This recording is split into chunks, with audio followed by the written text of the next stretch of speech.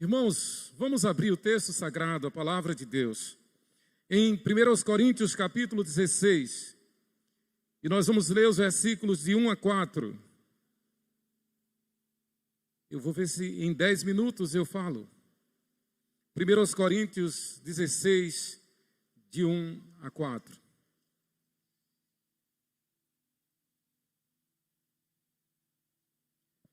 Primeiros Coríntios 16, de 1 a 4, está aí na tela. Quanto à coleta para os santos, fazei vós também como ordenei às igrejas da Galácia.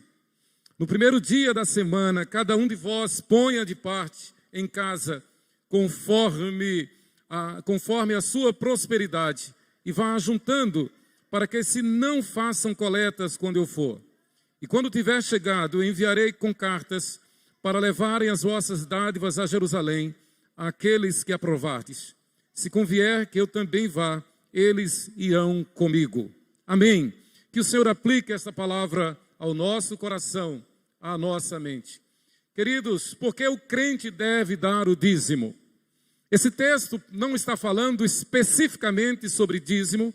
Aliás, o dízimo nunca foi questão de discussão na igreja dos apóstolos. Nosso Senhor Jesus, ele fala naturalmente sobre o dízimo. E claro, e muitas vezes ele fala reclamando dos fariseus, porque eles imaginavam que pelo fato de estarem devolvendo o dízimo, consagrando o dízimo, isto os justificaria em si. Não. O dízimo é uma questão normal, o dízimo é uma doutrina normal, que fluiu normal do Antigo para o Novo Testamento. Aqui Paulo não está falando especificamente sobre o dízimo, mas ele está falando sobre mordomia. Paulo fala sobre mordomia do dinheiro, aqui ele fala sobre, do versículo 1 ao versículo 4, do versículo 5 ao versículo 9, ele fala sobre mordomia do tempo. Nós já vimos aqui o que significa mordomia no âmbito da teologia bíblica, é o nosso dispor, é o nosso serviço, é o nosso reconhecimento de que fomos chamados para servir. Então nós somos mordomos do Senhor. Ele é o Senhor, Ele manda, a gente obedece. E Paulo aqui também fala sobre a mordomia dos relacionamentos, do verso 13 ao do verso 10 ao verso 24. Na verdade, o dízimo é um instrumento pedagógico que Deus deu à igreja desde antes da lei, desde o chamado de Abrão, quando Abrão deu dízimo de tudo a Melquisedeque, que na teologia bíblica é reconhecido como um ato de teofania ou cristofania, uma aparição, uma manifestação de Cristo no Antigo Testamento. Aquele Melquisedeque, rei de Salém, rei da paz, aparece depois que Abrão teve aquela vitória contra 4 reis, naquela guerra onde 4 reis venceram 5, e dentre os 5 estavam a cidade de Sodoma e Gomorra. Nada a ver com Sodoma e Gomorra, mas tudo a ver com um servo de Deus que estava em Sodoma e Gomorra, Ló. E quando Abrão soube de que Ló fora levado para o cativeiro, derrotado por aqueles 4 reis, dentre aqueles 5 que foram levados para o cativeiro, Abrão ora a Deus, reúne 318 homens com cara de leão, homens de verdade, homens de coragem, homens com H maiúsculo, e com 318 homens, Abrão vai e derrota aqueles 4 reis que haviam vencido 5. Uma batalha descomunal, um milagre. Irmãos, a nossa vida é o tempo todo um milagre, a vida do crente é um milagre, a nossa existência é um milagre. Não é por acaso que Abraão é o nosso pai na fé, é assim que a Bíblia diz. Abrão, então, agradecido a Deus, tendo recebido a visita do sumo sacerdote Melquisedeque, uma representação de Cristo, prontamente Abrão consagra a Deus, através de Melquisedeque, o dízimo de tudo. de tudo, do todo. E como dizia um professor meu no seminário, pantoso é pantoso. Tudo é tudo.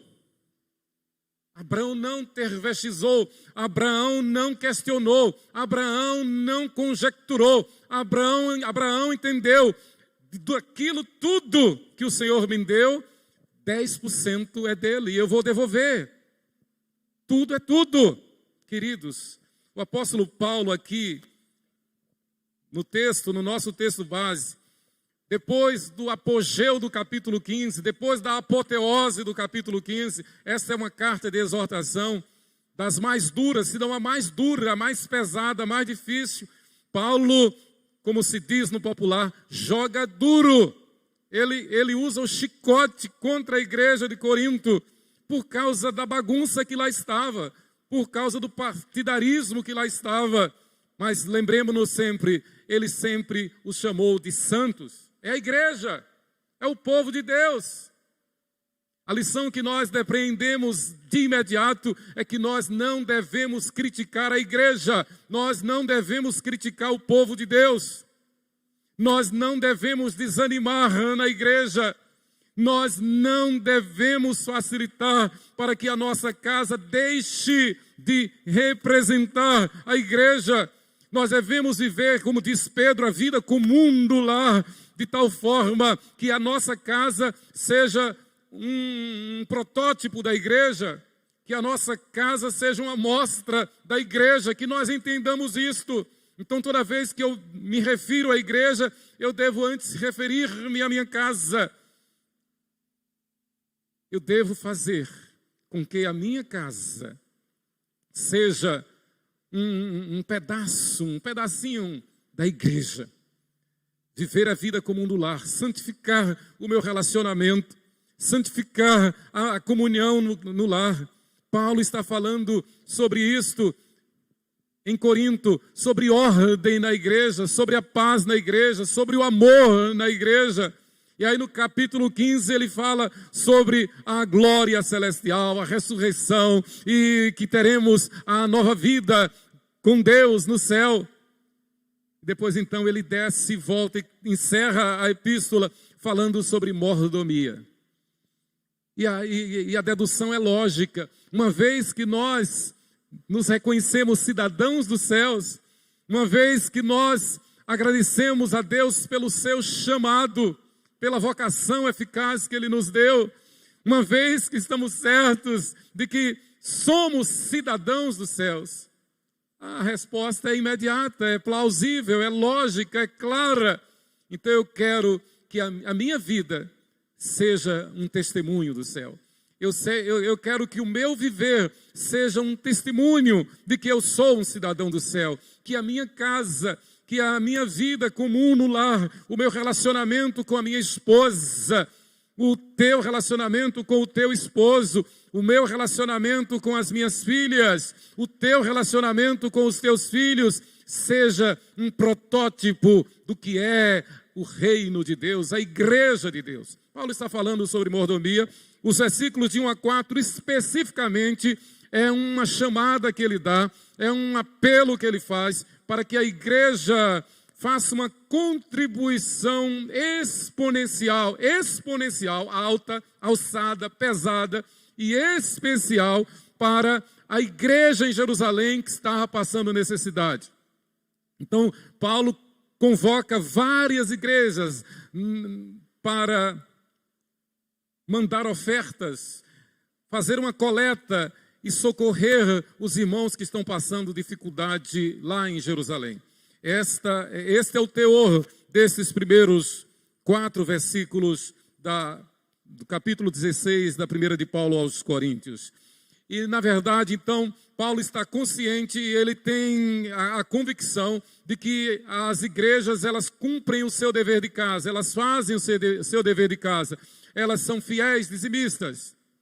Claro, toda regra tem exceção, mas a igreja tem consciência de que deve ser fiel dizimista.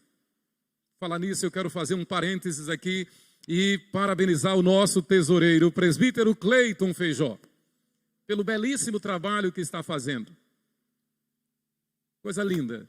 Eu tenho compartilhado com o Cleiton e logo ele vai, mesmo antes do final do ano, fazer uma exposição de como têm sido as contas da nossa igreja. Mas nessa mesma linha de raciocínio, eu quero parabenizar a igreja que tem sido fiel. Quero parabenizar a igreja presbiteriana 12 de agosto, que tem sido fiel na devolução dos dízimos e ofertas. Os fiéis sabem disso. Mas nessa mesma linha de raciocínio, o método, o plano de Deus é que a igreja seja 100% dizimista. E aqui não se está colocando de quem não trabalha. Quem não tem trabalho, quem não tem um soldo, quem não está recebendo um salário, quem não tem uma pensão, está isento, claro. Mas todo aquele que percebe qualquer rendimento, seja uma pensão, seja aposentadoria, seja um rendimento, seja o salário, seja o seu prolabore, qual for, do que você recebe, do que nós recebemos, 10% é de Deus e não se discute. Mas além disso, Paulo diz, olha, é preciso que se faça uma coleta. E mais uma vez a ênfase sobre a importância do dia do Senhor. O nosso sábado é o domingo, nós já sabemos disso. No primeiro dia da semana, o dia em que nós nos reunimos, o dia em que nós descansamos dos afazeres normais do dia a dia, nesse dia faça uma coleta. Cada um de vós ponha de parte em casa conforme a sua prosperidade e vá juntando, para que se não façam coletas quando eu for, ou seja, para que quando eu aí chegar, a oferta já tenha sido consagrada. Uma questão de diligência, uma questão de ser sábio como mordomo. Os irmãos lá em Jerusalém estão passando necessidade. Versículo 3. Os irmãos em Jerusalém estão passando aflição. E nós não podemos perder tempo, nós precisamos socorrer. Mas a partir daí eu quero compartilhar. E eu e o reverendo Lucas combinamos de estarmos durante algum tempo falando sobre mordomia. E especialmente mordomia dos bens. Especificamente falando sobre dízimos e ofertas. Os dízimos e ofertas pertencem a Deus, são de Deus. E a Bíblia é muito clara. Deus estipulou, Deus estabeleceu, Deus instituiu o dízimo e as ofertas como meio de nos abençoar. Pense que Ele não precisa de nada disso. Dele é todo ouro, toda prata, o mundo e os que nele habitam. Ele não precisa de oferta nem de dízimo, mas é um método pedagógico para Ele nos abençoar.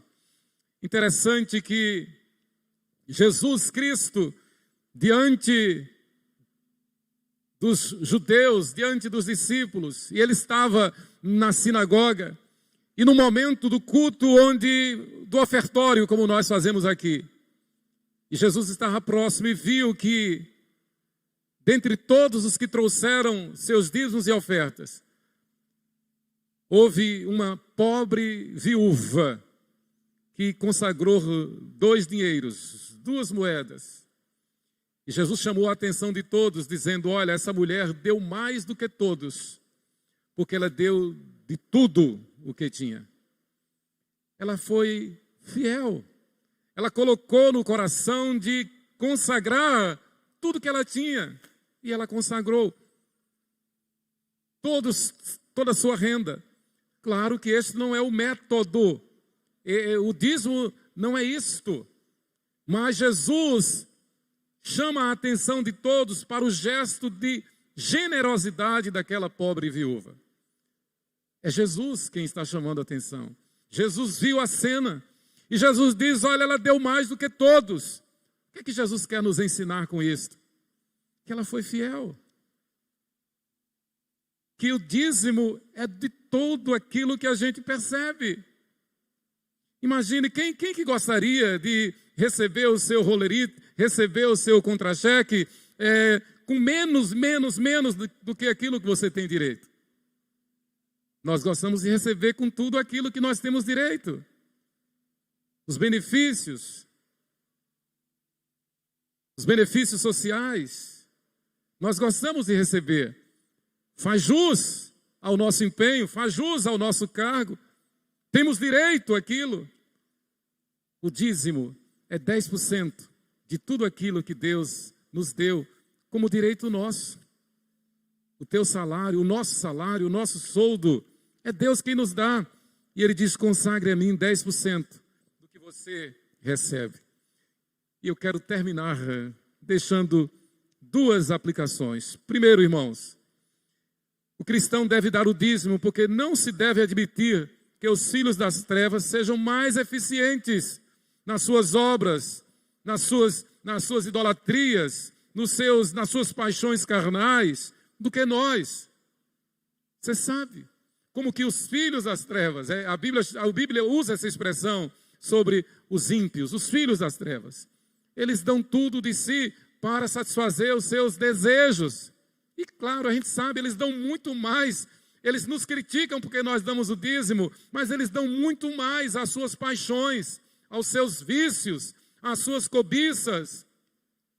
Eles gastam, eles destroem o seu dinheiro, quando não acumulam na terra, onde a traça e a ferrugem corrói e onde os ladrões escavam e roubam.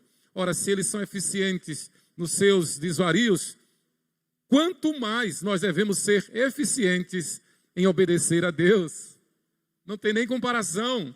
Mas em segundo lugar, nós devemos consagrar o dízimo, porque o nosso pai na fé o fez, Abraão. E Abraão vem antes da lei. Daí que cai por terra toda hipótese, toda possibilidade de discutir-se se o dízimo é da lei ou da graça, é do Antigo ou do Novo Testamento.